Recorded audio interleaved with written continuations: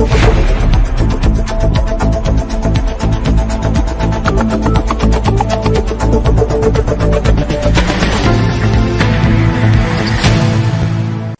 स्वागत है आपका मुरादाबाद उजाला न्यूज में। मैं हूं आपके साथ रजनी भारती। मैं हाजिर हूं कुछ खास खबरों के साथ। आइए नजर डालते हैं आज की कुछ क्षेत्रीय खबरों। मुरादाबाद कचहरी परिसर में उस वक्त अफरा तफरी का माहौल पैदा हो गया जब एक मुकदमे की जमानत को लेकर पुलिस व अधिवक्ताओं में नोकझोंक हो गई।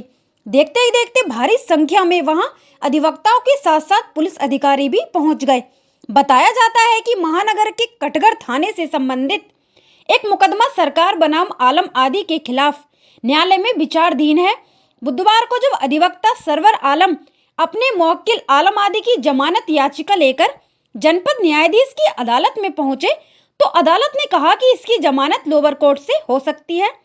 लिहाजा कोर्ट के आदेश पर सरवर आलम एडवोकेट एसीजीएम की अदालत में जा रहे थे तो आरोप है कि केस की सीडी लेकर पहुंचे विवेचक रोहित कुमार ने सीडी अर्थात केस डायरी से छेड़छाड़ की।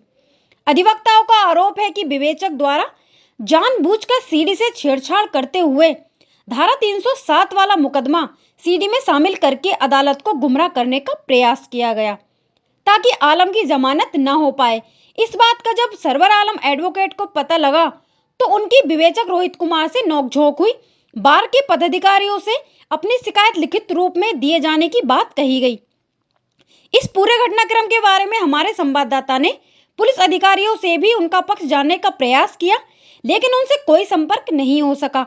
इस मौके पर दीवार एसोसिएशन एंड लाइब्रेरी के पूर्व अध्यक्ष प्रदीप सिन्हा, हाजी सैयद अमीरुल हसन जाफरी, विनय कौशिक, समाजवादी पार्टी अधिवक्ता सभा के जिला अध्यक्ष मुख्तार हुसैन एडवोकेट, सपा अधिवक्ता सभा के प्रदेश सचिव अब्दुल नासिर, मोहम्मद यासीन, मोहम्मद मुबीन, हरकिशोर सिंह, एडवोकेट विनोद कुमार विकल, विनोद कुमार, सौरभ बिग, अभिषेक भटनागर, प्रमोद खुशबू सरबत, आनंद मोहन गुप्ता, यासीन अली, काजी शौलत हुसैन, अविनाश चंद्र, शहाबुद्दीन शहीद अधिवक्ता मौजूद रहे। पुलिस एवं अधिवक्ताओं में नोकझोंक के बाद जनपद न्यायाधीश के न्यायालय के बाहर भारी संख्या में पुलिस बल की तैनाती कर दी गई।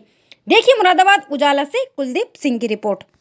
नंबर 700/21 2021 तो उसमें मुल्जिमान जेल चले गए। मकान को लेकर कुछ विवाद था, जेल चले गए। उसमें तीसरी चौथी डेट थी बेल की। हर बार वो डेट पड़ जाती है, डेट यूँ पड़ जाती है कि पुलिस जो है पूरे पेपर नहीं भेज रही है, पर्चे काट के नहीं भेज रही है। ठीक है साहब, 307 IPC में मुकदमा कायम हुआ था, जबकि 307 में उसमें बनती भी नहीं है। बहरहाल ये तो कोर्ट का मैटर है, ये IO का मैटर है। तो अब उसमें क्या हुआ साहब, आज तीसरी चौथी डेट की डीजे के यहाँ वो बेल थी और डीजे के यहाँ क्या हुआ, पर्चा कट के आया तो 307 उसमें निकाल दी गई और 325 में बढ़ोतरी होके आ गई। तो अब डीजे साहब ने कहा भाई मेरा मैटर तो ये रहा नहीं। ठीक है साहब, नहीं रहा, वो वहाँ हमने नोट प्रेस कर दी गई। मतलब हमसे मतलब ये मेरे पड़ोस के वकील हैं Sarwar Alam advocate, bar council of Uttar Pradesh के मेंबर भी हैं, उनका मैटर है। ठीक है साहब, वो वहाँ से नोट प्रेस कर दी गई तो मैटर बना सीजीएम का। सीजीएम में आके नई फ्रेश बेल डाली। सीजीएम साहब ने केस डायरी तलब की तो जो पैरोकार का काम है, ये पैरोकार जब लेके आया वहाँ से तो डीजे और सीजीएम कोर्ट के बीच में रास्ते में वो जो 325 का पर्चा काटा गया था, 307 निकाली गई थी, वो वाला पर्चा उसने गायब कर दिया। और जब वो गायब कर दिया तो 307 कायम रही। तो अब सीजीएम साहब ने कहा कि भाई इसमें तो 307 ही तो मेरा मैटर है नहीं। मैटर बात बढ़ गई है। अब उसमें क्या हुआ, हमने शिकायत करी, फिर डीए साहब से शिकायत करी। ठीक है साहब, जब शिकायत हमने करी तो ठीक है, उन्होंने हमारी बात को सुना। डीए साहब ने हमारी बात को सुना, बोले वो उसे पैरोकार को बुलाओ। पैरोकार से जब पूछा वो झूठ बोलने लगा हमसे साहब, तो साहब वो मैंने नहीं बताया। जबकि डीए साहब ने जब उससे पूछा तो उसने क्लियर बता दी, सच बता दिया उसने वहाँ डीए साहब के सामने। उन्हें हामरी भरी, उसने कहा कि हाँ वो पर्चा मैंने अपनी जिम्मे रखी। इतने में क्या होता है साहब, एक पुलिस वाला और हमारी फिल्म बना रहा था तो हमसे बदतमीजी कर रहा था। तो हमने उससे कहा तू फिल्म क्यों बना रही है और हमसे बदतमीजी कर रहा, तू हमसे बदतमीजी कर रहा था। कोई लेडीज एडवोकेट थी, उनके साथ भी बदतमीजी कर रहा था वो। इतने में क्या होता है, सुधीर नाम का एक दरोगा वहाँ आ जाता है। वो बाद में पता लगा कि कौन कैंप चौकी इंचार्ज हैं वो।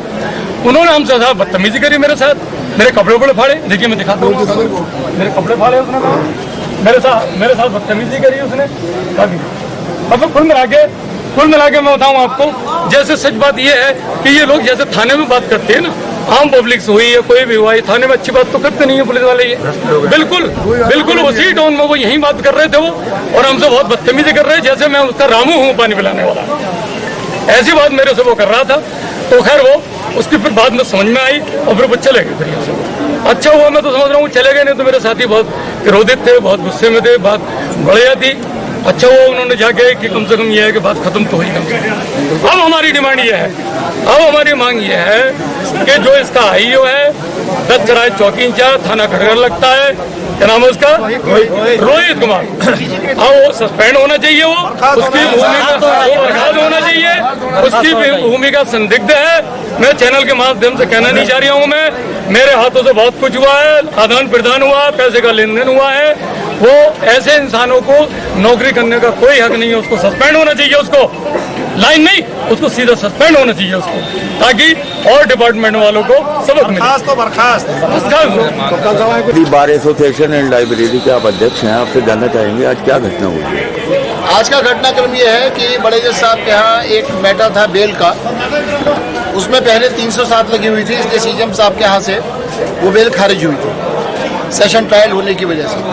आज उसकी first bail application district and session जज की कोर्ट में लगी, और जहाँ पे ये पता चला कि 18 फरवरी को एक पर्चा कटा था इन्वेस्टिगेशन का, जिसमें से 307 का जो ऑफेंस था वो ना पाए जाने की वजह से हटाया गया।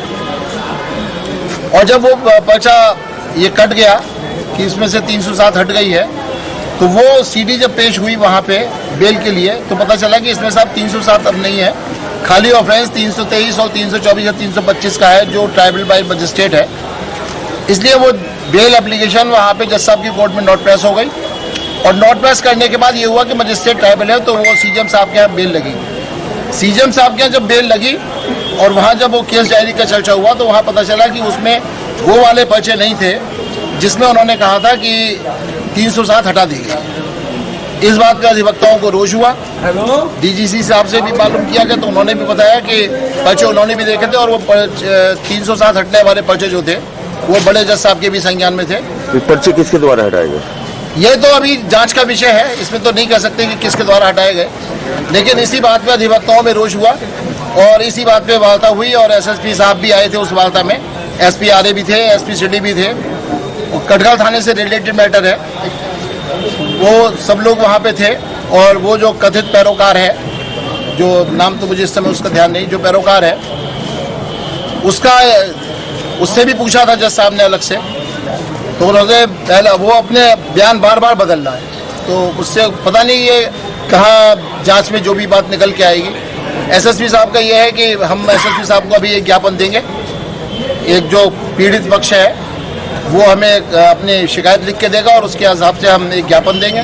क्या मांग करना चाहते हैं? जांच हो इस मामले की, और ये बहुत खतरनाक घटना है, इसको किसी भी तरीके में से हल्के में नहीं लिया जा सकता कि एक ऑफेंस के पर्चे जो उसमें नहीं थे हट गए, ऑफेंस खत्म हो गया, जज साहब के सामने बेल पेश हो गई, वहाँ नोट प्रेस हो गई, तो कहीं ना कहीं किसी ना किसी का ये मोटिव है कि वो जो भी अभियुक्त है, जो अभी जेल में है, वो ज़्यादा से ज़्यादा लंबे समय तक जेल में रहे। लेकिन ये घटना इसलिए बहुत ख़राब है कि केस डायरी बहुत इम्पोर्टेंट डॉक्यूमेंट है सेशन ट्रायल में या किसी भी मुकदमे के लिए, और अगर उसके साथ कोई छेड़छाड़ की जा रही है तो ये क्षमा किए जाने योग्य बात नहीं है। आपने बताया कि आपके एसएसपी, एसपी देहात, एसपी सिटी, इन लोगों से बातचीत हुई, क्या आश्वासन दिया? उन्होंने ये कहा है कि आप हमें, जैसे मैंने अभी आपको बताया कि जो इसका पीड़ित पक्ष है वो हमें अपनी तहरीर देगा, और हम अपने संग एक लेटर लगा के एसएसपी साहब को कहेंगे 2 दिन में इसमें जांच कराई जाकर, क्योंकि बहुत प्रशासनिक बाध्यताएं बहुत सारी रहती हैं, 2 दिन में इस मामले की जांच कराई जाकर उसके बाद जो है, जो भी दोषी व्यक्ति पाया जाएगा उसके विरुद्ध सख्त कानूनी कार्रवाई की जाएगी। अच्छा, इस घटना को लेकर अधिवक्ताओं में, पुलिस में किसी तरह की कोई नोकझोंक हुई है? देखिए, अधिवक्ताओं पुलिस में किसी किस्म की कोई नोकझोंक की नहीं है, लेकिन अधिवक्ताओं को जब रोष किसी बात पे होता है तो रोष तो प्रकट अधिवक्ता करेगा ही करेगा अपनी बात, अगर अधिवक्ता भी नहीं कहेगा तो कौन करेगा। लेकिन ऐसी कोई घटनाक्रम नहीं है कि जिसमें ये हो कि कोई किसी के साथ मैन हैंडलिंग हुई या कोई बात नहीं, ऐसी कोई इस तरह की कोई बात सामने आई है? किसी अधिवक्ता के कोई चोट लगी हो, कोई घायल हुआ हो, या किसी के कपड़े फटे हो? धक्का मुक्की में किसी के आपस में ही कुछ हो गया हो तो बात अलग है, वैसे कोई अलग, मतलब इंटेंशनली किसी के संग कोई मारपीट नहीं है। धन्यवाद। Thank you. जी क्या नाम है?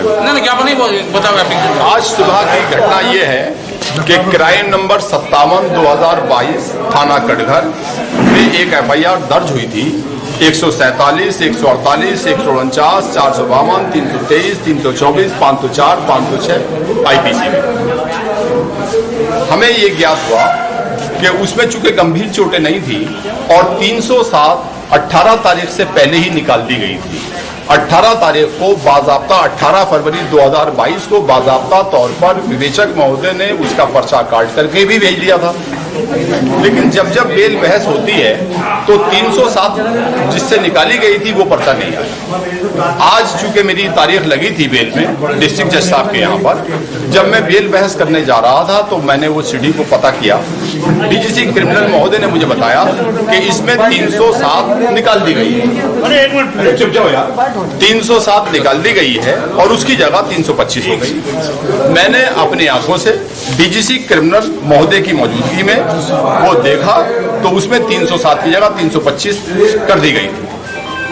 मैंने तुरंत, अब चूंकि बेलेबल ऑफेंस रह गए थे, मैंने तुरंत उस बेल को नॉट प्रेस किया और लोअर कोर्ट में बेल डाल दी। जब मैं बेल बहस करने जा रहा था उस दौरान सीडी को तलब कराने के लिए डीजे साहब के आया और जब सीडी वहां पहुंच रही थी, वहां जाने के बाद पता चला कि जो लास्ट वाले पर्चे थे 4, पर्चा नंबर 1 था 4, जिसके द्वारा 307 निकाल करके 325 में तरमीम किया गए थे, वो पर्चे गायब थे। इस बात मैंने पैरोकार जो वहां मौजूद थे उनसे पूछा कि ऐसा क्यों हुआ। तो पहले तो वो गोल गोल बात करते रहे। डीजीसी महोदय से कंप्लेंट की, डीजीसी महोदय ने उन्हें बुलाया कि मैंने वो पर्चे खुद देखे थे, वो पर्चे गायब कैसे हुए। तब उन्होंने बताया कि साहब दरोगा जी ये चाहते हैं कि ये पर्चे वापस मंगा लिए जाए। वो दरोगा जी ने पर्चे अपने पास मंगा लिए हैं। इस बात की शिकायत मैंने अपनी बारगे से कही और मेरे अध्यक्ष सेक्रेटरी मुझे लेकर के डीजे साहब के यहाँ पहुंचे। डीजे साहब को सारी कंप्लेंट मैंने कही। उस वक्त मेरे साथ सबसे पहले कौशिक जी भी थे, अभिषेक भटनागर जी भी थे और ये तमाम पदाधिकारीगण मौजूद थे। डीजे साहब ने भी इस बात को महसूस किया कि उनके संज्ञान में ये बात थी कि 307 को हटा करके 325 कर दी गई। तब उन्हें भी इस बात पे नाराजगी जाहिर हुई कि भाई ऐसा क्यों हुआ। वो पर्चा तो मैंने खुद भी देखा, मेरी यहाँ बेल पेश हो गई, उसके बाद ये ऐसा क्यों हुआ। तो मेरा निवेदन यह है कि जो दोषी लोग हैं उनके खिलाफ कार्रवाई होनी चाहिए। अच्छा, आपसे न्यायिक अधिकारियों से और पुलिस अधिकारियों से बातचीत हुई है, क्या बात हुई? उन्होंने ये आश्वासन दिया है कि बिल्कुल निर्णय जो ईमानदारी के साथ होगा, दूध का दूध पानी का पानी किया जाएगा और जितने भी इसके अंदर मुलविस लोग हैं उनके खिलाफ सख्त एक्शन किया जाएगा। 2 दिन के अंदर जो भी अधिकारी पुलिस अधिकारी इन्वॉल्व